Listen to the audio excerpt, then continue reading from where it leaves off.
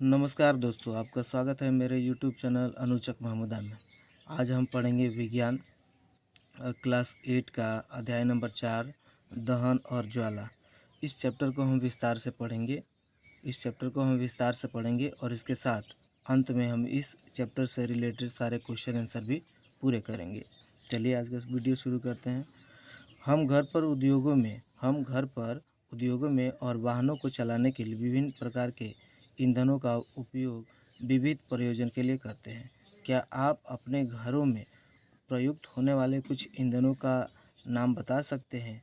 व्यापार और उद्योगों में उपयोग होने वाले कुछ ईंधनों के नाम बताइए। मतलब डीजल, पेट्रोल, केरोसिन तेल, ये सब होता है। मोटर गाड़ियाँ चलाने में कौन से ईंधन काम आते हैं? सीएनजी, एलपीजी, है ना, और पेट्रोल, डीजल।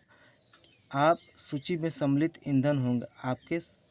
सम्मिलित ईंधन होंगे घर के, जैसे गोबर, लकड़ी, कोयला। कास्ट कोयला, आपको बता दें, लकड़ी का कोयला एक ऐसा कोयला होता है जो खानों से खोद कर उसको निकाला जाता है, और एक कोयला ऐसा होता है जो लकड़ी से कोयला बनाया जाता है। कास्ट मतलब लकड़ी का कोयला, ये अधजला लकड़ी का कोयला होता है। पेट्रोल, डीजल, संपीड़ित प्राकृतिक गैस जिसको सीएनजी बोलते हैं, ये सब क्या है? ईंधन है। आप मोमबत्ती के जलने से परिचित हैं। मोमबत्ती के जलने और कोयले जैसे ईंधन के जलने में क्या अंतर है? मोमबत्ती क्या देती है? ज्वाला देती है, और कोयला जलता है तो उतना ज्वाला नहीं देता है। शायद आपका अनुमान सही था, मोमबत्ती ज्वाला के साथ जलती है जबकि कोयला नहीं जलती है। इसी प्रकार आप अनेक ऐसे पदार्थ पाएंगे जो बिना ज्वाला के जलते हैं। आइए जलने के रासायनिक प्रक्रम और इस प्रक्रम में उत्पन्न ज्वाला के प्रारूपों का अध्ययन करें। पहला पॉइंट है दहन। दहन क्या है? कक्षा 7 में मैग्नीशियम दहन के क्रियाकलाप का स्मरण करिए। हमने देखा था कि मैग्नीशियम जलकर मैग्नीशियम ऑक्साइड बनाता है और ऊष्मा तथा प्रकाश उत्पन्न करता है। इसी प्रकार का क्रियाकलाप हम एक कास्ट कोयले का टुकड़ा लेकर कर सकते हैं। कास्ट कोयले के टुकड़े को संडासी से पकड़िए। कास्ट कोयले के टुकड़े को किससे पकड़ना है? संडासी से, क्योंकि गर्म होता है।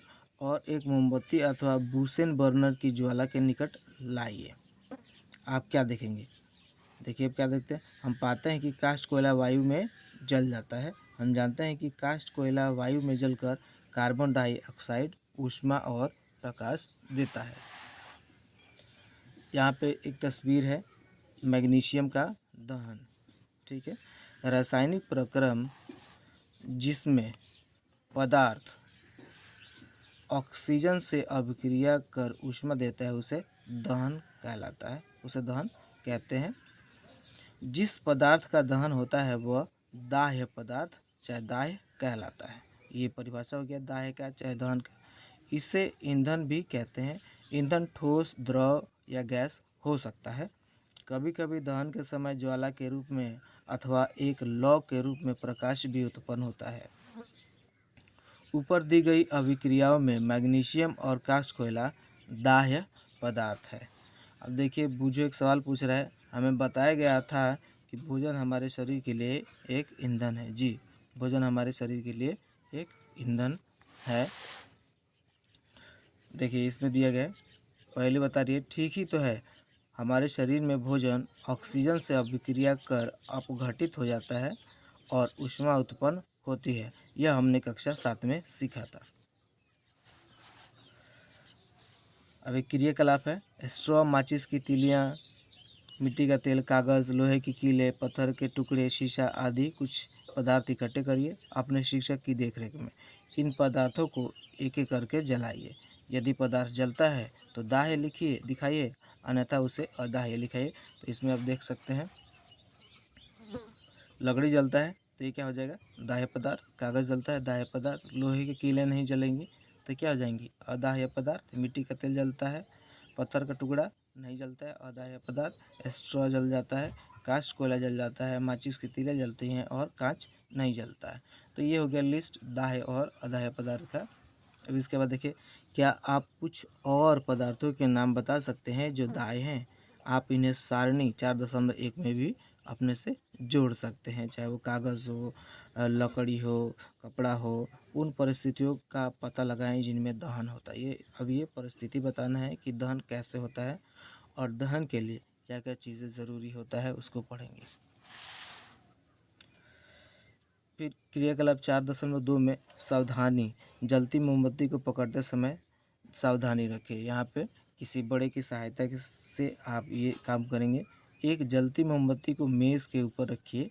कांच की चिमनी को मोमबत्ती के ऊपर लकड़ी के 2 गुटों की सहायता से इस प्रकार रखिए कि वायु का चिमनी में प्रवेश होता रहे। मतलब यहाँ पे फोटो दे के बता सकते हैं।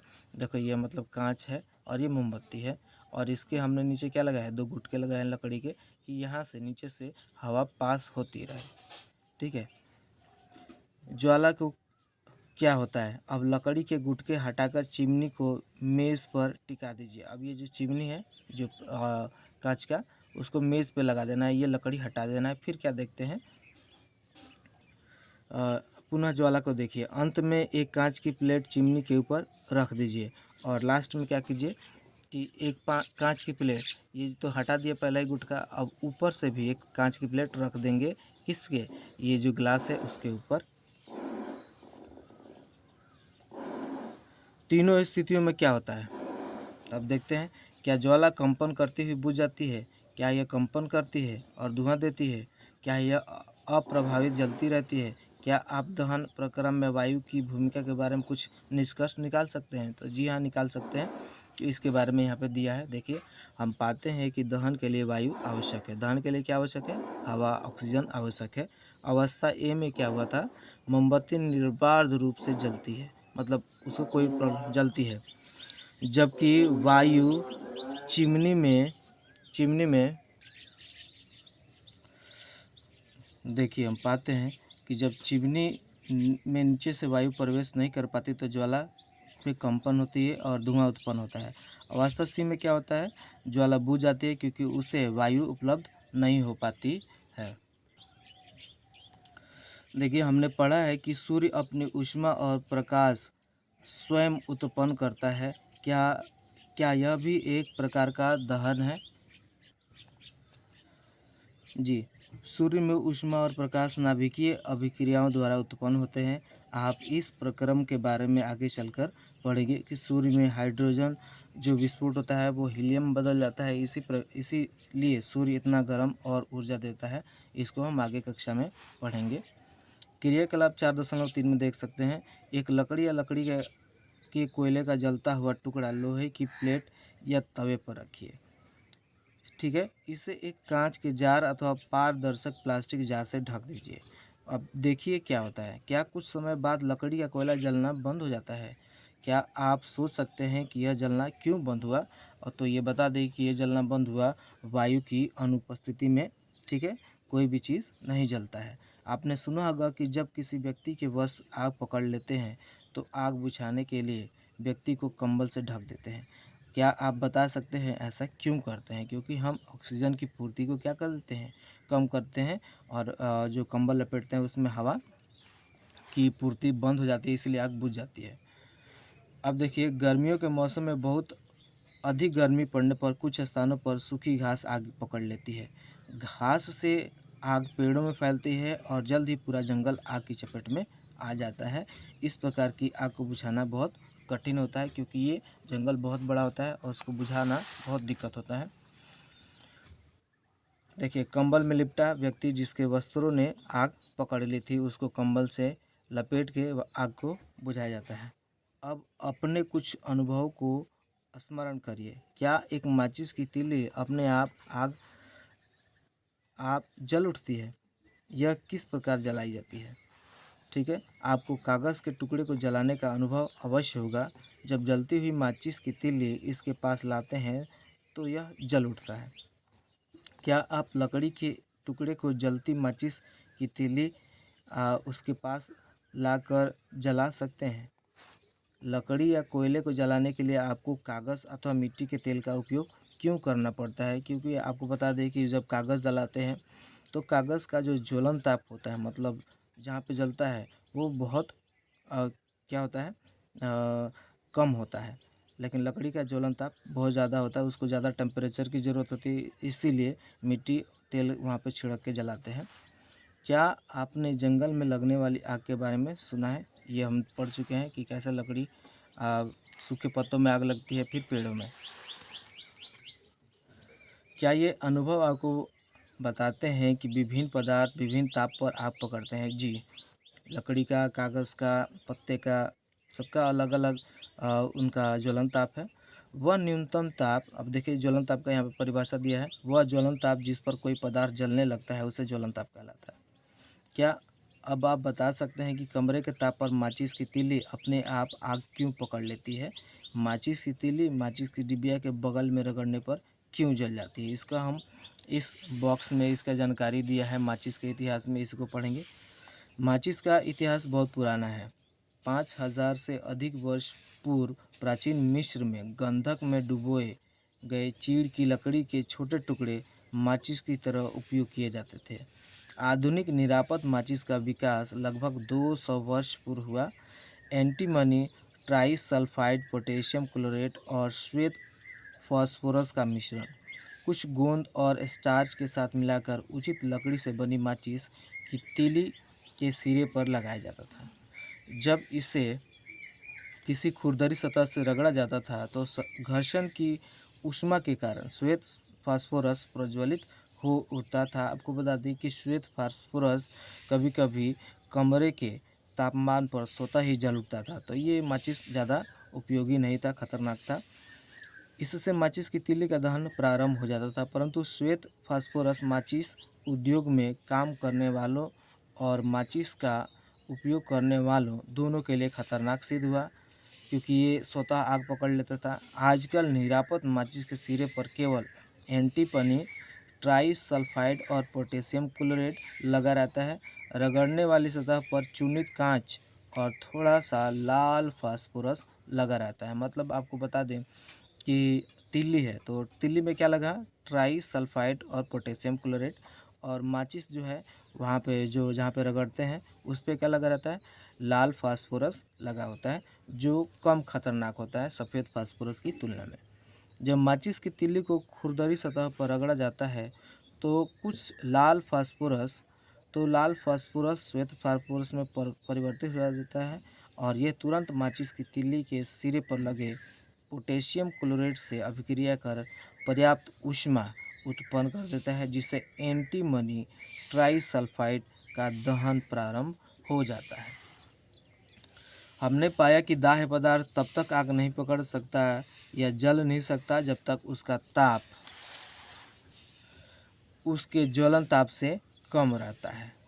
क्या आपने कभी भोजन पकाने वाले तेल को आग पकड़ते देखा है? जब तलने वाला बर्तन लंबे समय तक जलते हुए स्टोव पर रखा रहता है, कमरे के ताप पर मिट्टी का तेल और लकड़ी अपने आप आग नहीं पकड़ते, परंतु यदि मिट्टी के तेल को थोड़ा गर्म कर दें तो वह आग पकड़ लेता है। क्या इसका ज्वलन ताप लकड़ी के ज्वलन ताप से कम है? क्या इसका अर्थ है कि मिट्टी के तेल के रखने में हमें विशेष सावधानी बरतनी होगी? निम्नलिखित क्रियाकलाप प्रदर्शित करता है कि किसी पदार्थ के दहन के लिए उसका ताप उसके ज्वलन ताप तक पहुंचना आवश्यक है। यहाँ पे कोई क्रियाकलाप में देखेंगे और समझेंगे कि क्या है। क्रियाकलाप 4.4 में सावधानी देखिए, जलती हुई मोमबत्ती से सावधानी से काम लीजिए या बड़ों की सहायता लीजिए। कागज़ के 2 कप तैयार कीजिए कागज़ का, जैसे यहाँ पे तैयार किया गया है। इसमें से 1 कप 50 ml जल डालिए, दोनों कपों को अलग अलग मोमबत्ती द्वारा गर्म कीजिए। फिर आप क्या पाते हैं कि जो जल वाला है कागज़ वो नहीं जलता है, और बिना जो पानी वाला कागज़ है वो जल उठता है। क्यों ऐसा होता है? कागज़ के कप को जल गर्म करना। कागज़ के खाली कप का क्या होता है? वो जल जाता है। जल युक्त कागज़ के कप का क्या होता है? क्या इस कप का जल गर्म हो जाता है?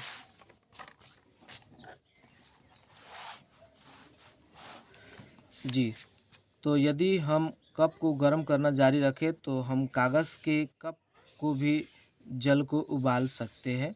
क्या आप इस परिघटना का कोई स्पष्टीकरण सोच सकते हैं?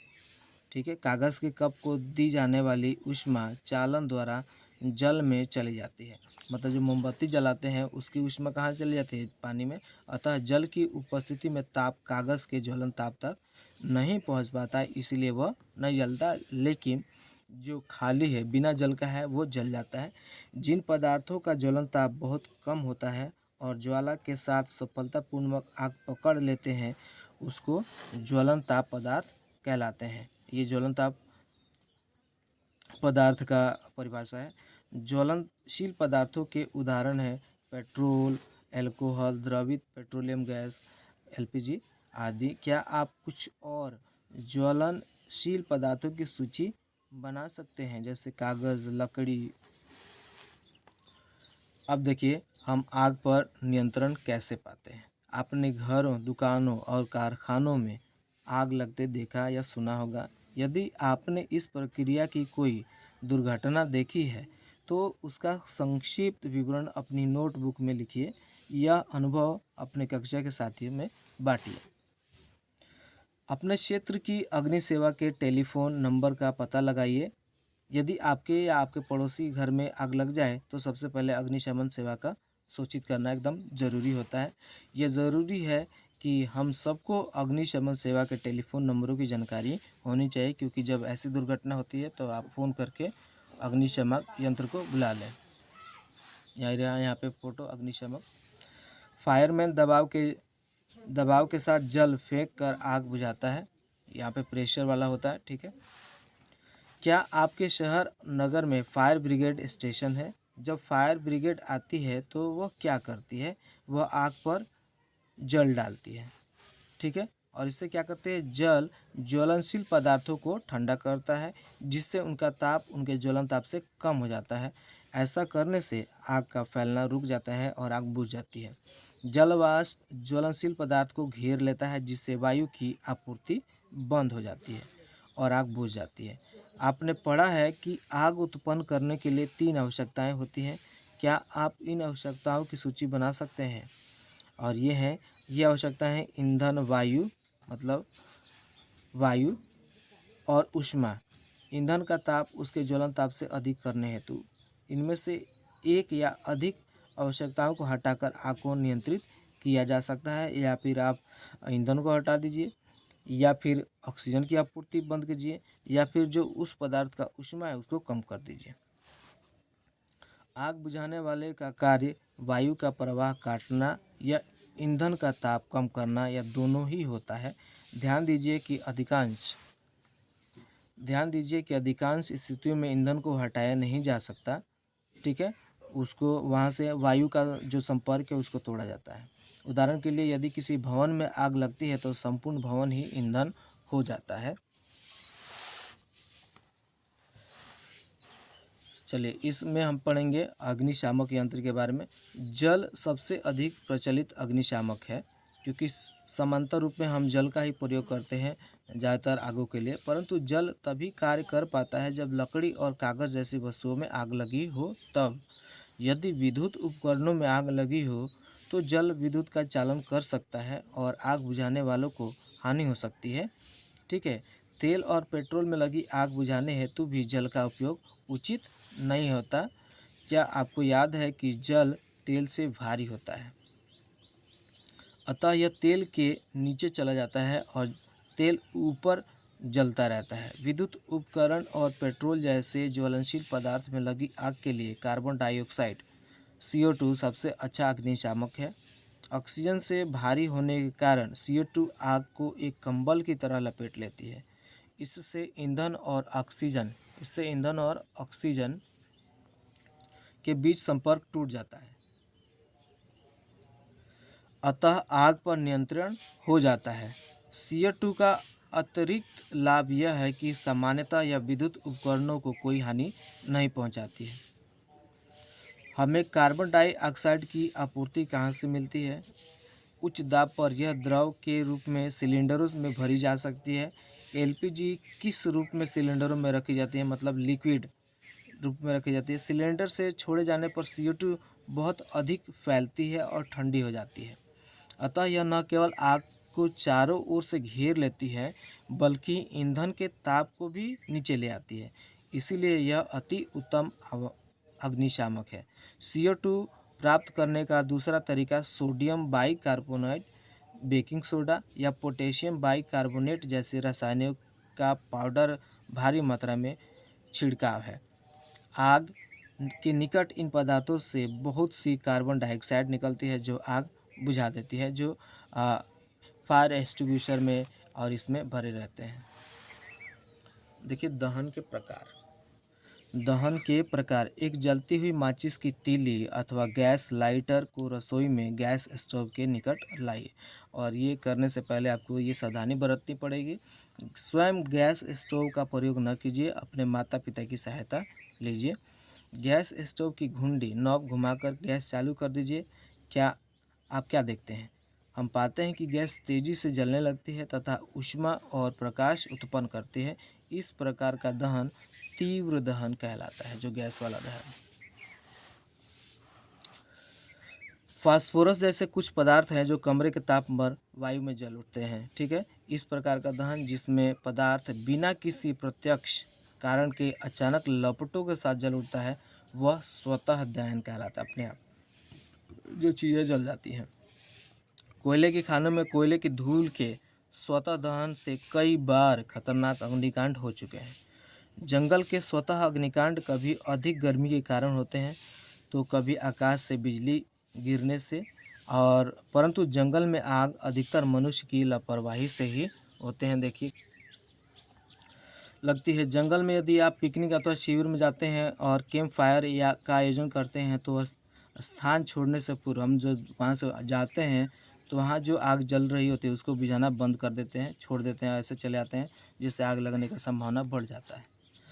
हम त्योहारों पर अक्सर आतिशबाजी करते हैं। जब पटाखे को जलाते हैं तो एक आकस्मिक अभिक्रिया होने से ऊष्मा, प्रकाश और ध्वनि पैदा होती है, ठीक है। जब पटाखे जलाते हैं, अभिक्रिया में बनी गैस बड़ी मात्रा में निकलती है। इस प्रकार की अभिक्रिया विस्फोट कहलाती है।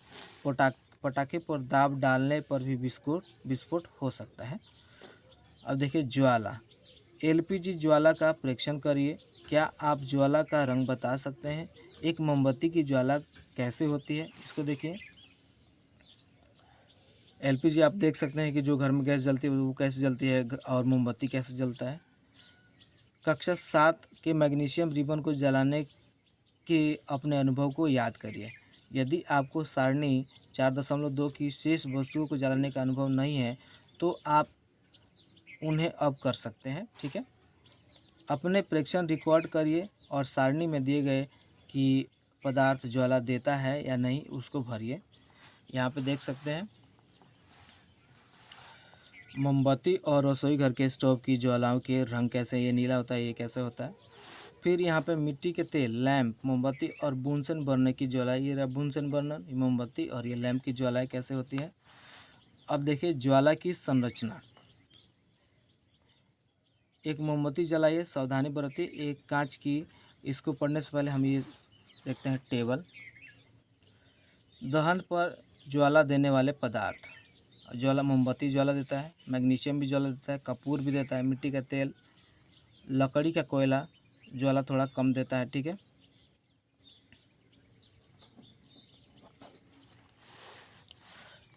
क्रियाकलाप 4.5। एक मोमबत्ती जलाई, सावधानी बरतिए। एक कांच की 4 से 5 सेंटीमीटर पतली नली को संडासी द्वारा पकड़िए और उसका एक सिरा मोमबत्ती की अकंपित ज्वाला के अधिक क्षेत्र जोन में प्रवेश करा दीजिए। कांच की नली के दूसरे सिरे के निकट एक जलती हुई माचिस की तीली लाइए। क्या वहां कुछ समय पश्चात ज्वाला उत्पन्न होती है? यदि ऐसा है तो वह क्या है जो ज्वाला उत्पन्न करता है? ध्यान दीजिए कि गर्म बत्ती के पास मोम जल्द पिघल जाता है। अब देखिए दहन के समय जो पदार्थ वाष्पित होते हैं वे ज्वाला का निर्माण करते हैं। उदाहरण के लिए मिट्टी का तेल और पिघलती हुई मोमबत्ती के साथ साथ ऊपर उठते हैं और दहन के समय वाष्पित होकर ज्वाला का निर्माण करते हैं। इसके विपरीत लकड़ी का कोयला वाष्पित नहीं होता है और कोई ज्वाला नहीं देता है। अभी तो अब इस टेबल में देखे थे कि लकड़ी का कोयला जो है वो क्या होता है, ज्वाला नहीं देता है। क्रियाकलाप 4.5 में क्या कांच की नली के बाहर निकलने वाला मोम का वाष्प क्या ज्वाला उत्पन्न होने के का कारण हो सकता है? जब मोमबत्ती की ज्वाला स्थिर हो तो ज्वाला के दीप्त क्षेत्र में एक स्वच्छ कांच की प्लेट स्लाइड प्रविष्ट करिए। उसे सन्नाटे से लगभग 10 सेकंड तक पकड़े रखिए, फिर उसे हटा लीजिए। आप क्या देखते हैं अभी यहाँ, मतलब इस फोटो में क्या देखते हैं? कांच की प्लेट स्लाइड पर एक गोल काला वलय देख रहे हैं, ये लग जाता है। यह ज्वाला के दीप्त क्षेत्र में उपस्थित जले कार्बन के कणों के जमाव के कारण होता है। एक पतले लंबे तार को लगभग 30 सेकंड तक ज्वाला के अदीप्त क्षेत्र में पकड़कर रखिए यहाँ पे। तो क्या होता है, ध्यान दीजिए कि तार का भाग जो ज्वाला के कुछ ही बाहर है रक्त तप्त हो जाता है, मतलब लाल हो जाता है। क्या यह दर्शाता है कि ज्वाला के अदीप्त क्षेत्र का ताप बहुत अधिक होता है? वास्तव में ज्वाला का यह भाग सबसे अधिक गर्म होता है। सोने और चांदी पिघलाने के लिए सुनार धातु की फूंकनी से ज्वाला के सबसे बाहरी भाग को उस पर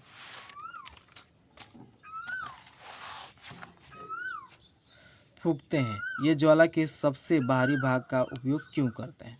यहाँ पे मोमबत्ती में दिया है, मोमबत्ती की ज्वाला के विभिन्न क्षेत्र। पूर्ण दहन जो बाहरी क्षेत्र रहता है बहुत गर्म होता है, ये देखिए। कम गर्म वाला ये मध्य का क्षेत्र, और सबसे कम गर्म होता है ये यहाँ पे, ठीक है।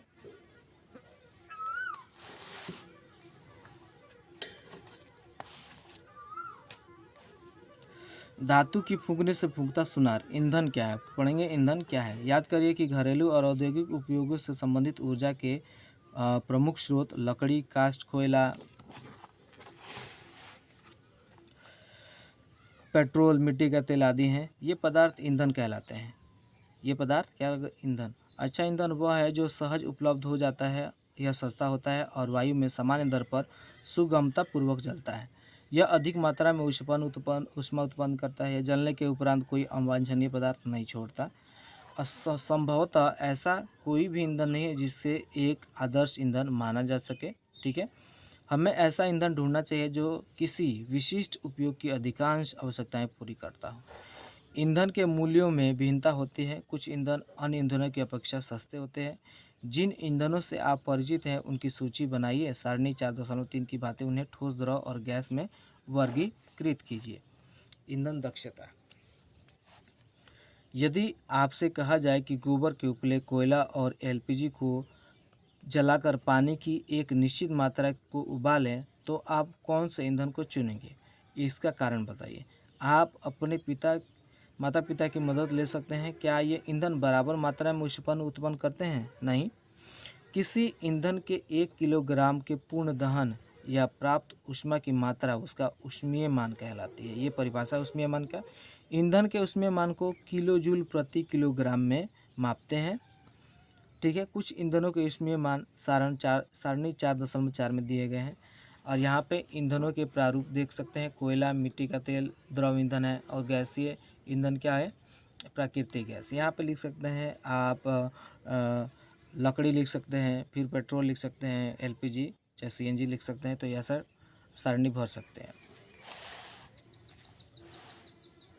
सारणी 4.4 विभिन्न ईंधनों के ऊष्मीय मान। गोबर के उपले यहाँ पे 6000 से 8000 किलो जूल प्रति किलो ऊष्मीय मान इसका है।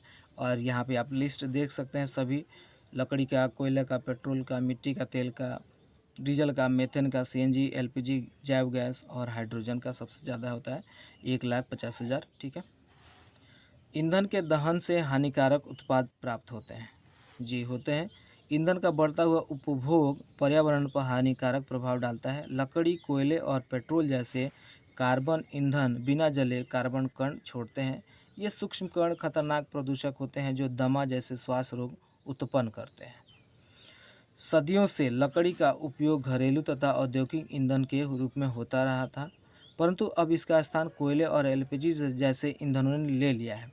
अभी भी हमारे देश के बहुत से ग्रामीण क्षेत्रों में ईंधन के रूप में लकड़ी का उपयोग हो रहा है, क्योंकि यह आसानी से उपलब्ध और सस्ती है। परंतु लकड़ी को जलाने से बड़ी मात्रा में धुआं उत्पन्न होता है जो मनुष्यों के लिए हानिकारक और श्वसन कष्ट उत्पन्न करता है। साथ ही वृक्ष हमें बहुत सी उपयोगी वस्तुएं उपलब्ध कराते हैं जो ईंधन के रूप में लकड़ी का उपयोग करने पर हमें प्राप्त नहीं हो पाती। इसके अतिरिक्त वृक्षों की कटाई उन्मूलन का कारण भी बनती है जो पर्यावरण के लिए हानिप्रद है, जैसा कि आप कक्षा 7 में पढ़ा है।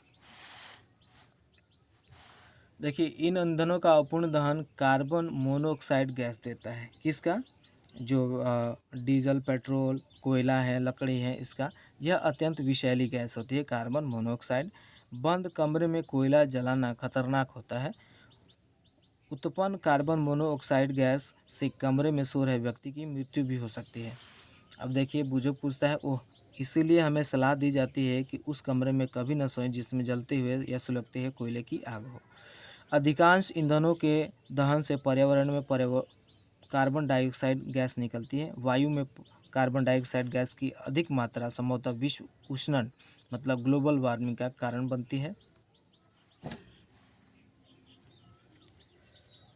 पृथ्वी के वातावरण के तापमान में वृद्धि विश्व उष्णन कहलाती है। ठीक है, अन्य बातों के साथ इससे हिमनद पिघलने मतलब जो बर्फ पिघलता है जिससे समुद्र में जल स्तर बढ़ जाता है और तटीय क्षेत्र बाढ़ग्रस्त होता है मतलब पानी के बगल के इलाके वाले।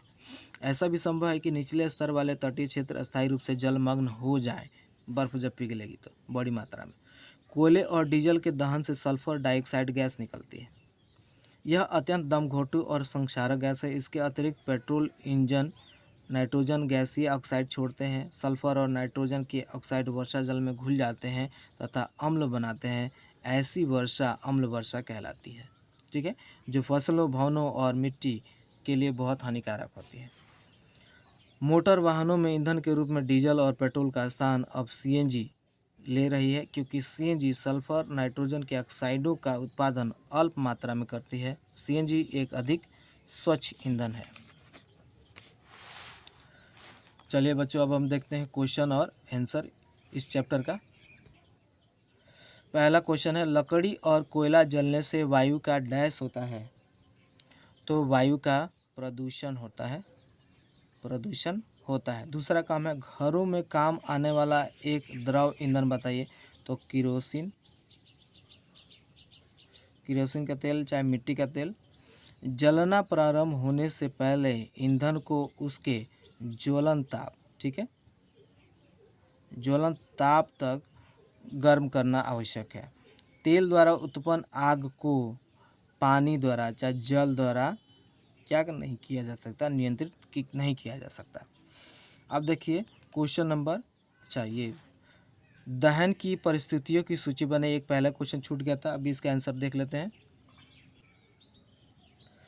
ये रहा, तो दहन की परिस्थितियों की सूची बनाइए। दहन की परिस्थितियों की सूची निम्नलिखित है। दहन के लिए वायु का होना, ऑक्सीजन का होना जरूरी है, ज्वलनशील पदार्थ का होना जरूरी है और ज्वलन ताप तक पहुंचने का उसका मतलब उसको गर्म करना जरूरी है। ईंधन की उपस्थिति जैसे लकड़ी, कोयला जैसे पेट्रोल, ये सब भी जरूरी है, तभी ज्वलन हो सकता है। ये परिस्थितियां हैं दहन की। चलिए, दूसरा तो कर लिया हमने, पहला दूसरा कर लिया। तीसरा देखिए, समझाइए कि मोटर वाहनों में सीएनजी के उपयोग से हमारे शहरों का प्रदूषण किस प्रकार कम हुआ है। तो देख लीजिए,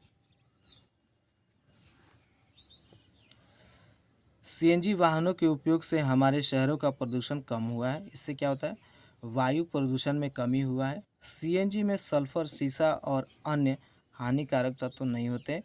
इससे निकलने वाला धुआं कम जहरीला होता है, किसके मुकाबले, डीजल और पेट्रोल के मुकाबले। ध्वनि प्रदूषण में भी कमी होती है।